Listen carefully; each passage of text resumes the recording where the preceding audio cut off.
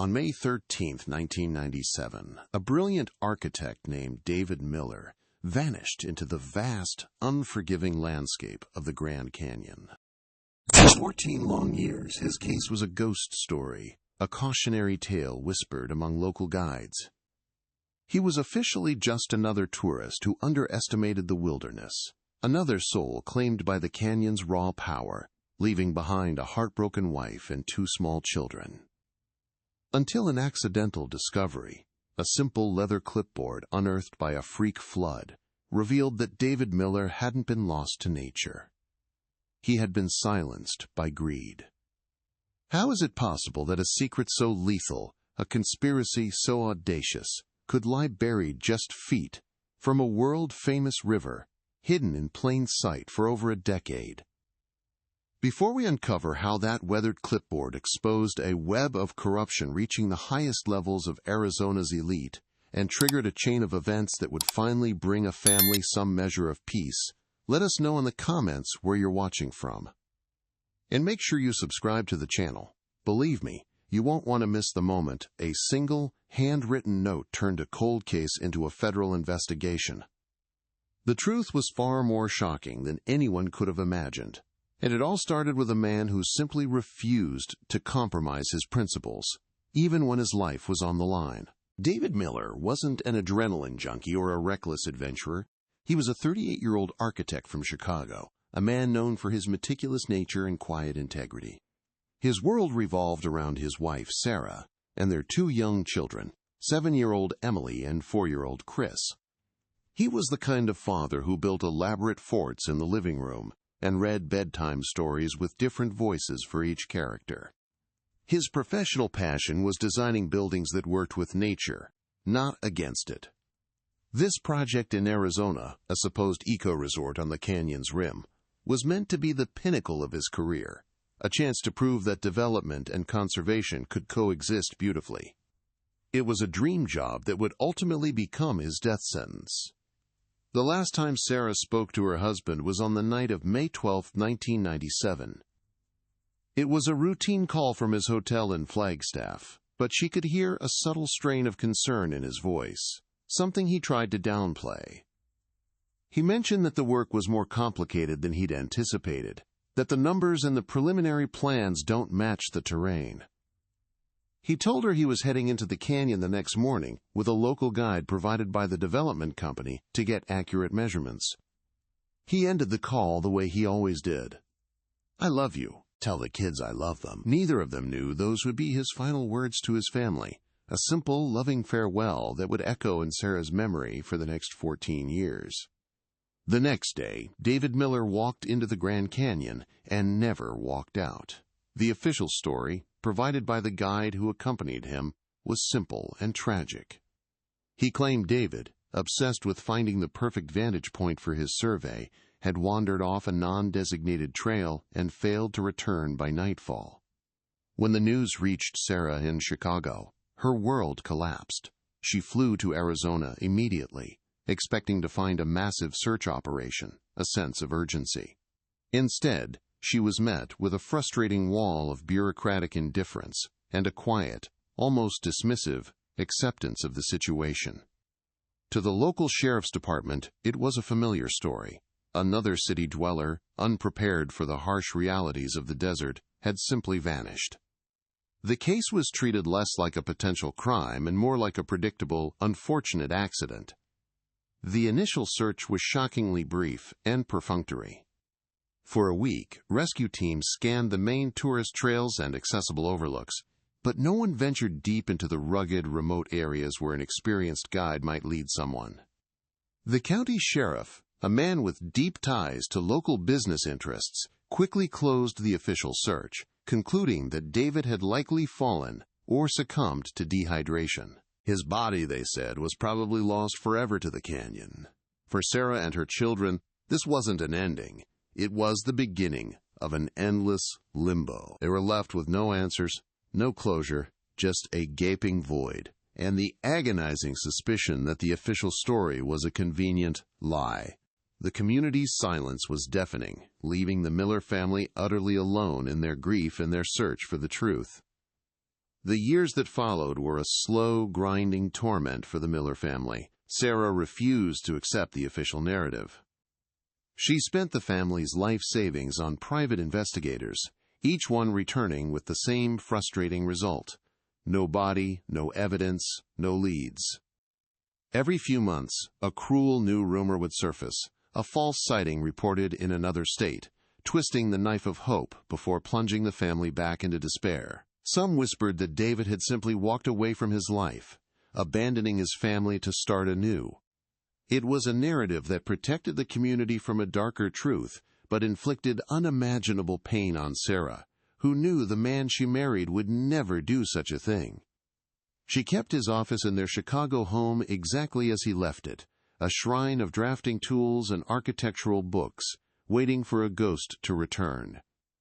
For Emily and Chris, their father became a phantom presence, a collection of fading photographs and stories told by a mother consumed by grief. They grew up in a house defined by an absence, a silence that spoke louder than any words. Chris, only 4 when his father disappeared, had no concrete memories, only a deep-seated fear of loss.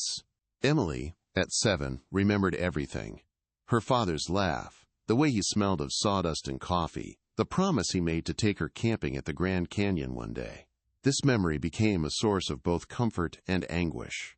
The ambiguous loss, the lack of a funeral or a grave to visit, left them suspended in a state of unresolved mourning, unable to fully grieve, yet unable to move on.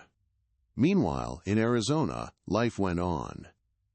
The proposed eco-resort project was quietly shelved, citing geological instabilities discovered after David's disappearance, a cruel irony that went unnoticed by the public. The powerful developer behind the project, a man named Marcus Thorne, expressed his public condolences to the Miller family and then faded from the headlines, his reputation intact. The local guide, who was the last person to see David alive, moved to a neighboring state a year later.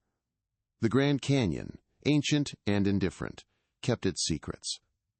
The case of the missing architect from Chicago became just another file in a dusty cabinet at the sheriff's office, officially labeled cold. For 14 years, it seemed the desert had won, swallowing a good man and the truth along with him. But truth has a way of enduring, even when buried under tons of rock. In October of 2011, the Arizona monsoon season unleashed a storm of historic proportions. Rain fell in torrents, swelling the Colorado River and saturating the canyon walls. This led to a massive, thunderous rock slide in a remote, rarely visited section of the canyon, known to experienced river guides. Boulders the size of cars tumbled down, reshaping the landscape in a matter of minutes. When the dust settled, the slide had done more than just move earth. It had sheared away a section of a cliff face, revealing a narrow, dark fissure that had been sealed off from the world for years, perhaps even centuries. It was an act of nature that would inadvertently set the stage for justice.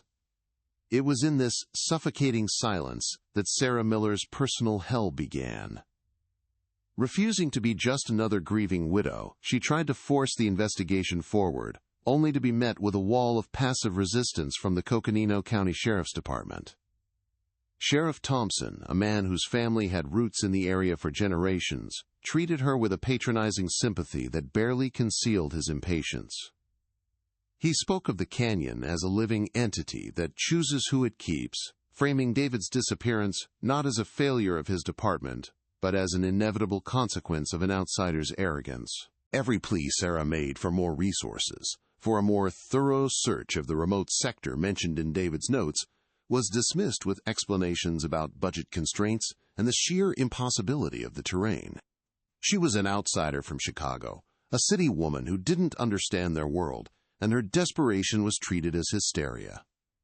With the official search all but abandoned, Sarah took matters into her own hands. She drained their savings account, cashed in David's life insurance policy, and poured every last dollar into hiring a series of private investigators. These were good men, experienced trackers and former law enforcement, but they were stonewalled at every turn. The vastness of the Grand Canyon was one obstacle, but the tight-lipped nature of the local community was another. People who worked for the development company suddenly had hazy memories. Potential witnesses were on vacation. Each investigation ended the same way, with a hefty bill and a report filled with dead ends and unanswered questions. For Sarah, every failed effort felt like a personal betrayal, a confirmation that the world was content to let her husband be forgotten, erased by the landscape and by the deliberate silence of others. Perhaps the cruelest blow was the insidious rumor that began to circulate, the idea that David Miller hadn't died at all but had simply walked away, that he had orchestrated his own disappearance to escape the pressures of his life and family. This narrative, a convenient fiction for those who wanted the case closed, became a second, more personal torment for Sarah. It forced her not only to grieve her husband, but also to defend his honor against whispers and sideways glances. She saw it in the eyes of neighbors, heard it in the hesitant questions from distant relatives. The man she knew, a devoted father who called home every single night he was away, was being rewritten as a coward. This lie isolated her completely, trapping her in a lonely battle to preserve the memory of the man he truly was, while the real culprits remained invisible. For Emily and Chris, their father's absence became the central, defining fact of their childhoods. Their home, once filled with laughter and the scent of architectural blueprints, was now shrouded in a quiet, persistent sorrow. Emily, who was 7, clung fiercely to her memories. She would sit in her father's office for hours, tracing his drawings, trying to recall the exact sound of his voice explaining the lines and angles. For her, he was a tangible loss, a wound that refused to heal. Chris, however, was only 4. His father was a ghost, a face in a photograph on the mantelpiece. He grew up with an ache for a man he couldn't remember, a profound sense of incompleteness that manifested as a quiet, watchful anxiety. He learned about his father through his mother's stories, but it was like learning about a character in a book, not a parent. The Miller house in Chicago became a living museum of a life interrupted. Sarah, in her grief, couldn't bring herself to change anything in David's home office. His coffee mug sat on his desk, a faint ring marking where it always rested. His drafting pencils remained sharpened in their holder, and a half-finished sketch for a local library project was still pinned to his corkboard. For years, the room remained locked, a sacred space that was both a shrine and a prison. It was a physical manifestation of their suspended reality, a family frozen in the moment before their world shattered. To enter the room was to step back into May 1997, a place where hope was still technically possible, even as the years outside its door ticked by, turning hope into a dull, familiar pain. Back in Arizona, the gears of power and influence turned smoothly, erasing any trace of the controversy. Marcus Thorne, the charismatic developer behind the failed resort project, played the part of a concerned businessman perfectly. He issued a heartfelt press release mourning the tragic loss of a brilliant architect and made a sizable, well-publicized donation to the Grand Canyon's Search and Rescue Fund. Shortly thereafter, his development company, Viridian Peaks, LLC, was quietly dissolved. The official reason given for abandoning the project was the discovery of significant geological instability in the proposed construction area, the very same concerns David Miller had noted on his clipboard. The story was a masterpiece of corporate misdirection, using David's own tragic disappearance as the perfect cover to bury a fraudulent, illegal, and now dangerous enterprise. 14 years passed. The world changed. The internet boomed. Cell phones became ubiquitous, and the events of 9/11 reshaped the nation. But for the Miller family, time had a different quality. It stretched and warped. Each anniversary of David's disappearance, a fresh stab of pain.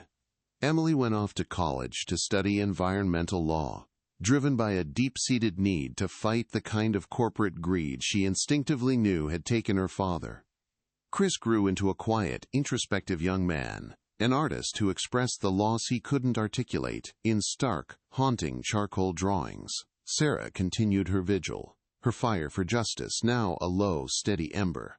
The case file for David Miller gathered dust in a cabinet in Arizona, labeled inactive. It seemed the canyon and the men who used it as a tomb had succeeded. The secret was safe. Then, in the fall of 2011, nature itself intervened. The Arizona monsoon season, always unpredictable, unleashed a storm of biblical proportions that raged for 3 days. The Colorado River, usually a tamed giant, swelled into a furious torrent, tearing at the ancient canyon walls. This unprecedented deluge triggered a massive rockslide in a remote section known as Serpent's Coil, an area rarely traversed even by the most seasoned river guides. Tons of sandstone and limestone sheared off a cliff face, crashing into the gorge below. The event was a geological footnote, a minor scar on an immense landscape, but in its violent restructuring of the earth, the slide had unknowingly unearthed a tomb, exposing a narrow, dark fissure that had been sealed shut for 14 years. An act of God was about to deliver a man-made secret into the light. Days later, a young, sharp-eyed river guide named Ben Carter was leading a small group of tourists down the Colorado. He was a local, born and raised in the shadow of the canyon, and he knew its moods and secrets better than most. As he navigated his raft past Serpent's Coil, he noticed the fresh rockfall, a pale gash against the darker, weathered stone. It was a common enough sight after a big storm, but something about this particular slide caught his attention. Driven by a guide's innate curiosity about the ever-changing landscape, he told his group he was going to quickly inspect the new formation for safety. He moored the raft and began to climb the scree slope, having no idea that this casual, 5-minute detour was about to change the course of history for a family hundreds of miles away in Chicago. Inside the newly exposed fissure, the air was cool and still, smelling of ancient dust and damp earth. Ben used the flashlight from his phone to cut through the darkness. It was a tight squeeze, and he almost turned back, but then the beam of light caught something unnatural wedged deep within a crack between 2 slabs of rock. It wasn't a piece of driftwood or animal bone. It was man-made, rectangular, and covered in dark, worn leather. With some effort, he managed to work it free.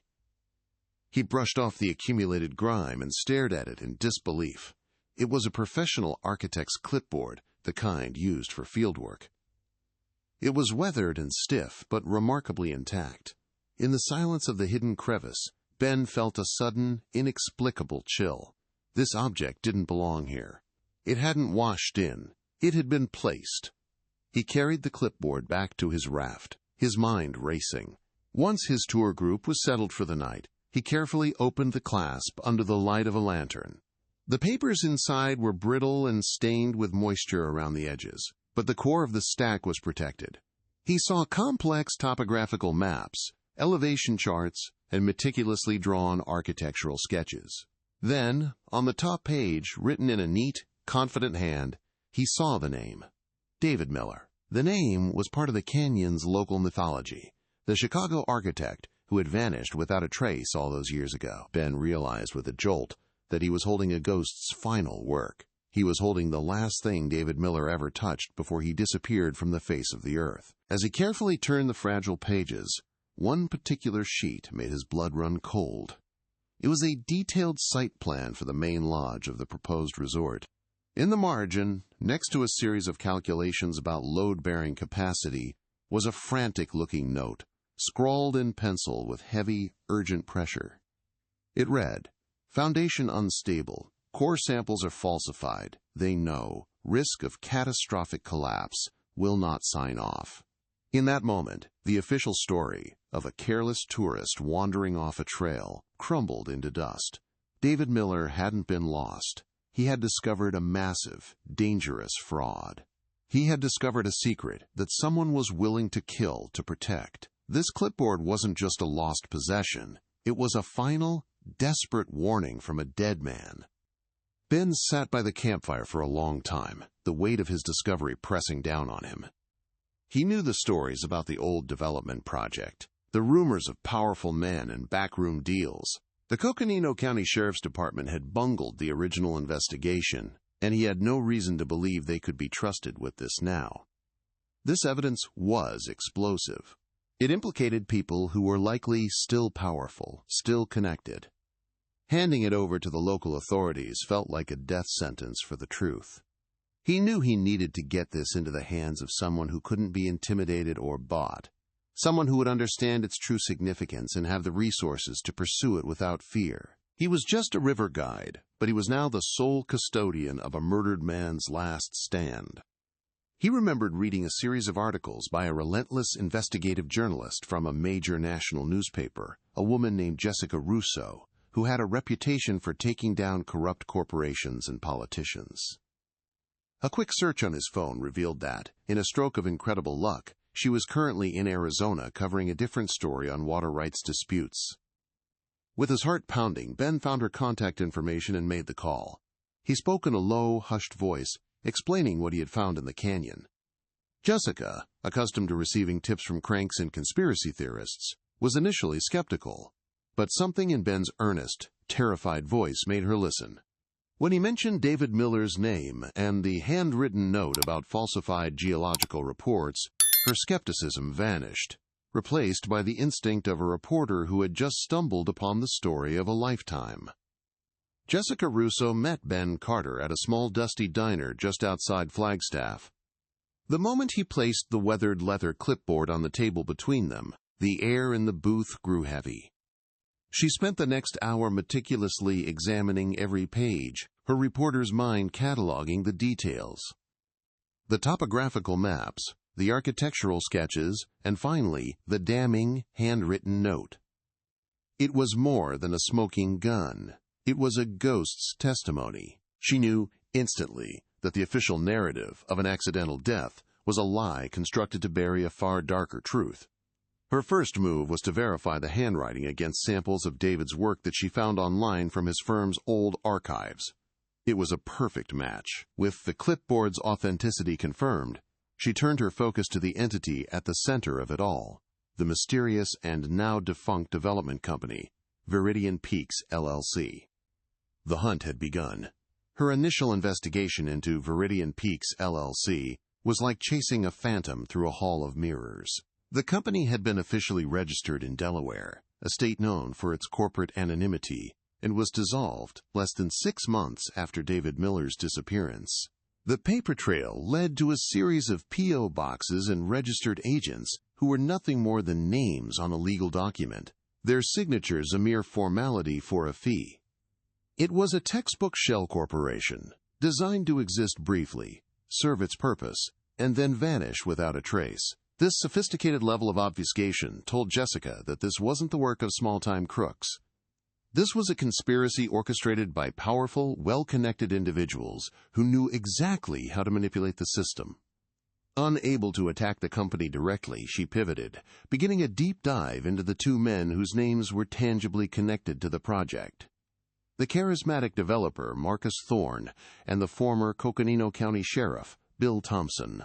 Before going any further, Jessica knew she had to make the most difficult call of her career. She found Sarah Miller's number and dialed, her heart heavy with the knowledge that she was about to reopen a wound that had never truly healed. Sarah was, as expected, distant and wary, her voice worn down by 14 years of false leads and hollow condolences. But as Jessica gently described the clipboard, the location of its discovery, and the contents of the papers inside, the wall of ice in Sarah's voice began to crack. When Jessica read David's final, defiant note aloud, "Will not sign off," a choked sob came through the phone. It was the validation she had been denied for more than a decade.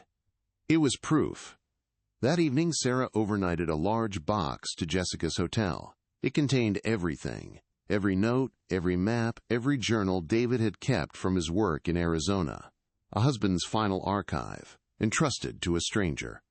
Working late into the night, surrounded by the contents of a life cut short, Jessica made her first breakthrough.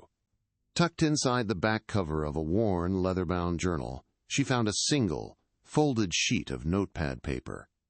On it, David had made a short list of names and companies. Most were unremarkable, but one entry stood out, circled twice in pencil. Next to the name Marcus Thorne, David had scribbled a question: connection to Geotech Solutions? It was a seemingly innocuous query, But to an investigative journalist, it was a flare in the darkness. A quick search revealed that Geotech Solutions was the small, local engineering firm that had been subcontracted to provide the initial geological surveys for the Viridian Peaks project. The very same surveys David had identified as falsified. He hadn't just suspected a lie. He had started to uncover the liars. The trail to Geotech Solutions was cold, but not completely frozen. The company had declared bankruptcy in 1998, but Jessica managed to track down a former junior geologist who had worked on the Viridian Peaks survey. The man, now in his late 50s and teaching high school science in a small town in Utah, was initially terrified. He refused to speak on the record, his voice trembling with a fear that was still potent after all these years. But Jessica's persistence paid off. Under the shield of absolute anonymity, he confessed. He told her his boss had been paid an exorbitant sum, a life-changing amount of cash, by Marcus Thorne's right-hand man, to fabricate the entire geological report. They were explicitly instructed to ignore evidence of a dangerous fault line running directly beneath the proposed site for the main lodge. The man had lived with the crushing guilt ever since, knowing his silence had likely cost David Miller his life. With a direct witness to the initial fraud, Jessica's investigation gained unstoppable momentum. She now turned her attention to the two men who had controlled the narrative on the ground, Sheriff Thompson and the guide, Hank Shepard. While a private investigator worked on locating Shepard, who had vanished from Arizona records in 1998, Jessica focused on the sheriff. She subpoenaed old financial records, a long shot that paid off spectacularly. In June of 1997, just 3 weeks after the official search for David was called off, Sheriff Thompson's wife deposited over $80,000 in cash into their joint savings account. The amount was almost the exact figure needed to pay off the remaining balance on their mortgage. It was a clumsy, arrogant mistake, a blatant payoff hidden in plain sight. The lawman tasked with finding David Miller had been paid to make sure he was never found. The private investigator's call came a week later. Hank Shepard had been located. He was living in a dilapidated trailer park in rural Nevada, a shadow of the rugged outdoorsman described in the original police report. Jessica drove the 4 hours through the desert to confront him. She found a man broken by time, illness, and a lifetime of bad choices. At first, he was hostile, denying he even remembered David Miller. But Jessica calmly laid out her evidence on his rickety kitchen table, a photo of the clipboard, a transcript of the geologist's confession, copies of the sheriff's bank statements. She explained that the truth was coming out, with or without him. His face, etched with decades of regret, finally crumbled. With tears streaming down his cheeks, Hank Shepard began to talk, recounting the events of that terrible day in the canyon. He confessed he was no guide. He was there to deliver a message that turned into a murder. Hank Shepard's confession, delivered in a raspy, broken whisper in the dim light of his trailer, was the final key. He explained that his official title of local guide was a sham. He was on Marcus Thorne's payroll, a man with local knowledge hired for one specific job, to lead David Miller to a remote, pre-selected overlook deep in a restricted area of the canyon. He described David's demeanor that morning, focused, professional, and completely unaware of the trap he was walking into. David was excited, talking about the unique challenges of the terrain and how he planned to design a structure that honored the landscape. He carried his clipboard like a shield, a symbol of the integrity that Thorne and his associates had fatally underestimated. Hank's voice cracked as he recounted David's earnestness, the last moments of a good man's life, before it was violently extinguished by pure greed. When they arrived at the desolate, wind-swept mesa, 2 other men were waiting. They weren't geologists or surveyors. They were enforcers, their purpose clear in their cold, unblinking stares. The friendly facade dropped instantly. They laid out the terms bluntly. David was to sign off on the fraudulent geological surveys, lend his respected name to the project, and in return, he would receive a briefcase containing $100,000 in cash. They presented it as a simple business transaction, but David, looking from the falsified documents to the unstable cliff edge, didn't see a business deal. He saw a death trap. He saw a betrayal of everything he stood for. Hank recalled the quiet, unshakable resolve in David's voice as he pushed the papers back across the dusty rock. He simply said, "I can't do this. People will die." His refusal wasn't just a simple no. According to Hank, David, even in the face of clear danger, tried to reason with them. He wasn't pleading for his life. He was pleading for theirs to see sense. He opened his clipboard and began explaining the catastrophic risk, pointing out the fault lines on his own topographical maps, describing how the entire lodge would collapse into the canyon during the first major seismic event. He spoke not with fear, but with the authority of an expert trying to prevent a disaster. This act of unwavering principle was something the enforcers couldn't comprehend. It enraged them. Realizing David Miller could not be bought, bribed, or intimidated, one of Thorne's men picked up a heavy, jagged piece of sandstone. As David turned to point out another flaw in their plan, the man struck him from behind. It was a single, brutal, cowardly blow. The immediate aftermath was one of panicked chaos. The murder had not been the primary plan. Intimidation was. Now, with David's body lying on the canyon floor, Thorne's men had to improvise. Their mission shifted from coercion to concealment. Hank, his mind reeling from the violence he had just witnessed, became their unwilling accomplice in the cover-up. Drawing on his intimate knowledge of the area, he pointed them toward a deep, narrow fissure in the rock face a short distance away, a place he knew was geologically ancient and stable, unlikely to be disturbed. They wrapped David's body in a canvas tarp they had brought, and, with considerable effort, lowered him into the dark, vertical tomb. They tossed his clipboard, his tripod, and his tools in after him, a final, cynical burial of his work and his life. To ensure their secret remained buried, they didn't just leave him there. They spent the next hour using heavy crowbars they had stashed nearby to dislodge a section of the cliff face directly above the fissure's opening.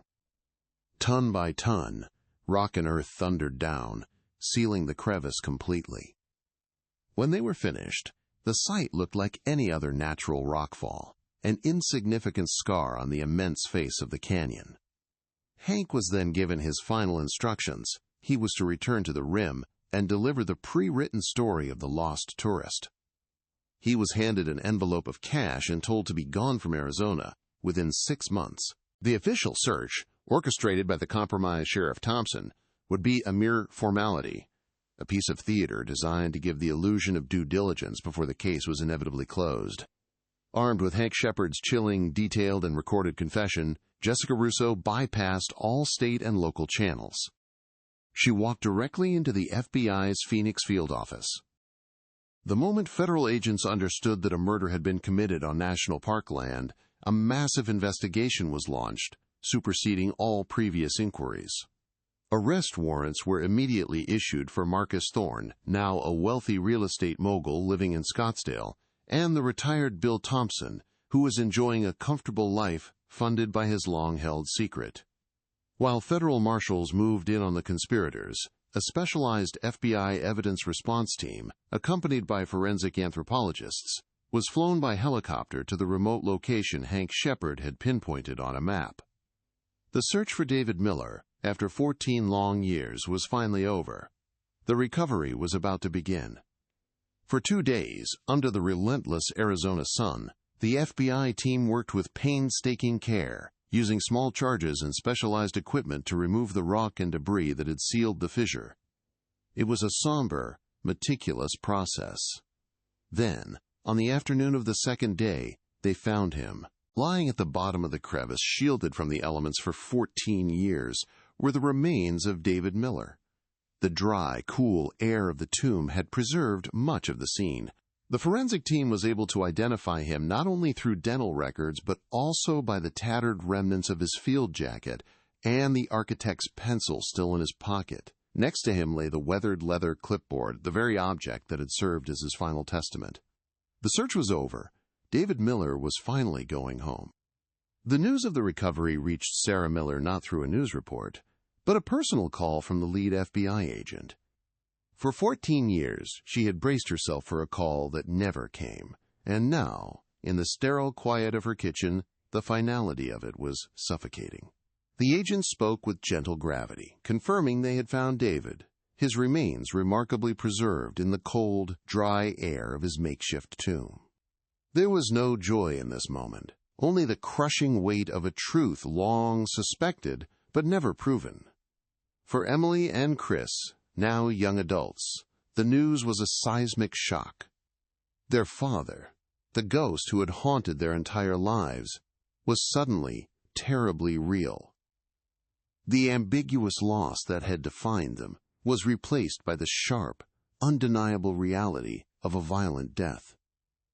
The long wait was over, but the true process of grieving had only just begun. The trial of Marcus Thorne and former Sheriff Bill Thompson became a national media event, a stark drama of corporate greed versus personal integrity played out in a federal courtroom in Phoenix. Thorne, arrogant and defiant to the end, was represented by a team of high-priced lawyers who attempted to paint David Miller as an unstable obsessive. But their narrative crumbled under the weight of the evidence. The centerpiece of the prosecution's case was Hank Shepard. Frail and consumed by guilt, his testimony was a harrowing first-hand account of David's final moments. He spoke of David's courage, his refusal to back down, and the brutal, senseless violence that followed. As he spoke, the courtroom was silent, captivated by the confession of a man who had carried a secret that had eaten him alive for 14 years. The leather clipboard, David's final work, was presented as Exhibit A, its silent testimony echoing louder than any legal argument. The jury's deliberation was swift. Marcus Thorne was found guilty on all counts, including conspiracy to commit murder, wire fraud, and violating federal environmental laws. He was sentenced to life in prison without the possibility of parole, his empire of deceit collapsing around him in the sterile light of the courtroom. Bill Thompson, the lawman who sold his badge for a paid-off mortgage, was convicted of obstruction of justice and being an accessory after the fact. He received a sentence of 25 years, a grim end to a life built on a lie. Hank Shepard, for his cooperation, received a significantly reduced sentence of 5 years, but the true punishment was the one he would carry for the rest of his life. Justice had been served, not with a sense of triumph, but with the somber, heavy finality of a debt finally paid. In the late autumn of 2011, David Miller was finally laid to rest in a small cemetery outside Chicago, under a crisp blue sky. The funeral was not the somber, private affair Sarah had once imagined. It was attended by hundreds, family, friends, fellow architects from across the country, and even strangers who had been moved by his story. They came to honor not just a man, but the principles he died for. Sarah, flanked by her children, stood with a quiet dignity that belied the storm of emotions within her. As she placed a single white rose on his casket, it was a final, painful act of letting go. For Emily and Chris, this was the first and last time they would stand together as a family to honor their father. It was a day of profound sorrow, but also of profound peace, the end of a 14-year vigil, and the beginning of a new chapter of remembrance. The Miller family did not let David's legacy end at his gravesite. A year after the trial, Emily, now a respected environmental lawyer, and Chris, whose art had found a new purpose, established the Miller Foundation for Ethical Design. Its mission was simple but powerful: to provide legal and financial support to professionals in the construction and engineering fields who face pressure to compromise safety and ethical standards. The foundation became a national watchdog, a voice for those who, like David, found themselves standing alone against powerful interests. His story, once a cautionary tale whispered in the canyons of Arizona, was transformed into an inspiration. The man who was silenced for his integrity now gave a voice to countless others, ensuring that his final, defiant act would echo for generations to come. Today, if you travel to a remote, windswept point on the Grand Canyon's south rim, you will find a place that is not on most tourist maps. It is a quiet, contemplative spot with an unobstructed view of the chasm below. There are no gift shops, no guardrails, just a simple bronze plaque set into a slab of local sandstone. It reads, "The David Miller Memorial Overlook." in memory of an architect who saw the truth in the landscape and gave his life to protect it. The Miller family visits once a year, not to mourn, but to remember. They look out over the vast, silent canyon, the place that was meant to be his tomb, and see instead an enduring monument. It is a testament to the fact that while greed can build empires, integrity can move mountains, and that some truths, no matter how deeply buried, will always find their way to the light. The story of David Miller is more than a tale of a single crime. It is a stark reminder of how easily the systems designed to protect us can be corrupted by greed. For 14 years, a conspiracy of silence, enabled by a compromised sheriff and fueled by corporate avarice, held an entire community in its grip. It took an act of nature, a storm and a rockslide, to crack the facade and reveal the truth. The case sent a tremor through the world of land development, forcing a national conversation about the true cost of progress and the often invisible lines of integrity that protect our most sacred natural spaces. It proved that while power and money can bury a body, they can never truly bury a man's principles. David Miller's final, defiant act of refusal ultimately echoed far beyond the canyon walls, becoming a testament to the enduring power of a single, courageous voice. In the years following the trial, the Miller family found a way to transform their profound loss into a powerful force for good. They established the Miller Foundation for Ethical Design, a nonprofit organization dedicated to supporting architects, engineers, and construction workers who face pressure to compromise on safety and ethics. The foundation provides pro bono legal counsel, a confidential whistleblower hotline, and educational grants for students pursuing sustainable design. It has become a shield for the honest and a formidable adversary for the corrupt. Through this work, Emily and Chris have ensured their father's name is no longer synonymous with tragedy, but with unwavering integrity. David Miller, the man who was murdered for refusing to sign a fraudulent document, now empowers thousands of others to stand their ground, turning his personal sacrifice into a public legacy of accountability and courage. The most visible tribute to David's life stands today on the south rim of the Grand Canyon, where Marcus Thorne envisioned a sprawling, opulent resort built on a foundation of lies. There is now only the quiet whisper of the wind. The National Park Service, in a rare and poignant gesture, officially designated the site as the, quote, David Miller Memorial Overlook. There is no grand monument, only a simple bronze plaque set into a piece of native sandstone, its inscription telling the story of a man who valued the truth more than his own life. Visitors who find their way to this serene, unadorned spot look out upon the same vista that David fought to protect. It serves as a permanent, silent rebuke to the forces that took him, a testament to the idea that the land itself remembers and, in its own time, bears witness to the truth. The ripple effects of the case permanently altered the community that had once been so silent. The Coconino County Sheriff's Department underwent a complete overhaul, with new leadership implementing stringent protocols for missing persons cases, ensuring no family would ever again face the wall of indifference that Sarah Miller endured. The story became a local legend, a cautionary tale taught to a new generation not about the dangers of the wilderness, but about the insidious poison of complicity. The names Thorne and Thompson became synonymous with disgrace, while the name Miller became a quiet byword for honor. The community was forced to look inward to confront the uncomfortable truth that a murder had been hidden in plain sight, and in doing so, they began the slow, difficult process of healing and rebuilding trust, forever changed by the architect who came from Chicago. In the end, David Miller's story is a powerful affirmation that no secret is kept forever, and that one person's integrity can echo through time. He was a man who believed that the structures we build should honor the world, not defile it, a principle he was willing to die for. His life was a testament to quiet courage, and his death, a catalyst for justice that exposed a darkness hiding in one of America's most beautiful landscapes. The canyon that was meant to be his tomb became his monument, a symbol of a truth that could not be silenced. If you believe that no victim should be forgotten, and that the search for truth is essential, Please share this video.